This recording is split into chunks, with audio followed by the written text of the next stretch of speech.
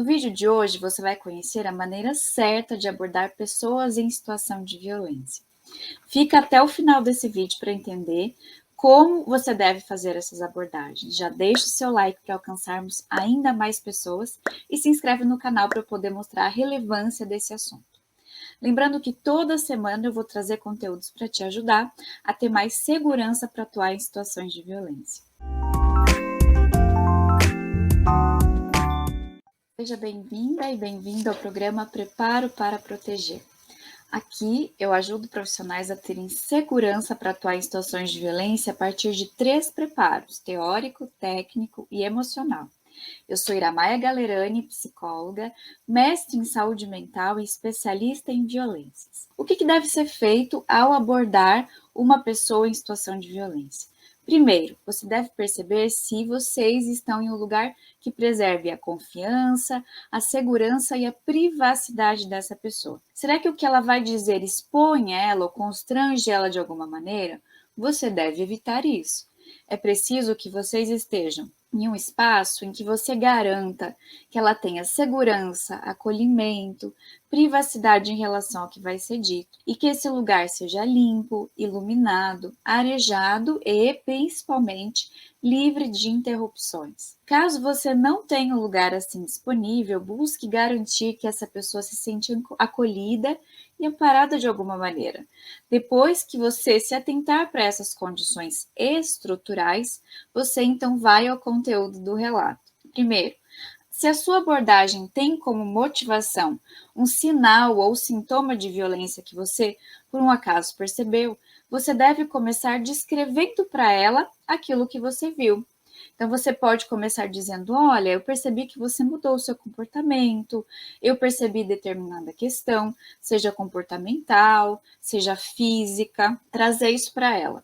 E perguntar se tem algo que a preocupa, se tem alguma coisa que você pode fazer por ela, dizendo que ela pode confiar em você.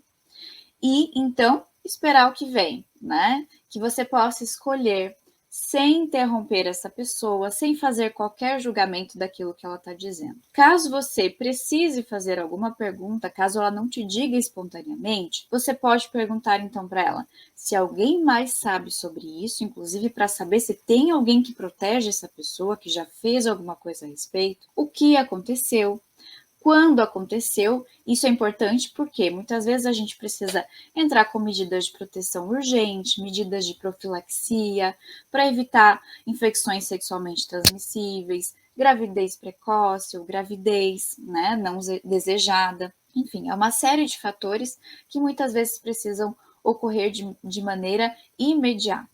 Perguntar onde aconteceu, como essa situação se construiu e quem estava envolvido nessa situação de violência. Para então poder realizar os registros e encaminhamentos necessários, avisando, encaminhando para as autoridades competentes o caso.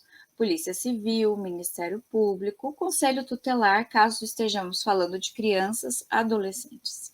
Tá?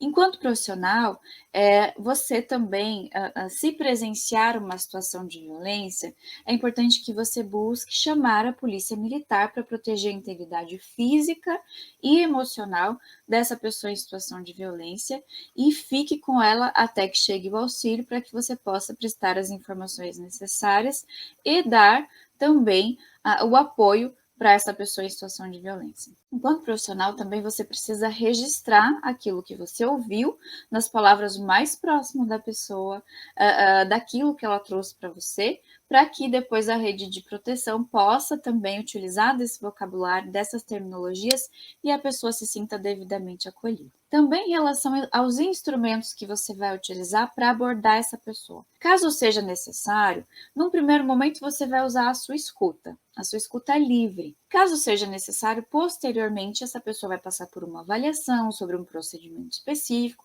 e aí seja na justiça, na polícia ou na própria rede de proteção, e aí instrumentos podem ser utilizados, como por exemplo testes psicológicos, entrevistas ou outras possibilidades de intervenção, análise de documentos e etc. Num primeiro momento, você vai utilizar fichas de notificação, fichas de registro, documentos para encaminhamento, vai produzir relatórios para compartilhar as informações estritamente necessárias sobre a proteção e o provimento de cuidados daquela pessoa. E por que é importante saber a maneira certa de acolher pessoas em situação de violência? Porque isso te auxilia a criar uma condição de possibilidades para efetiva proteção dentro daquilo que a gente chama de intervenção mínima, ou seja, dentro do suficiente para a sua proteção, sem expor essa pessoa a situações desnecessárias, repetitivas ou invasivas, que é aquilo que a gente chama de revitimização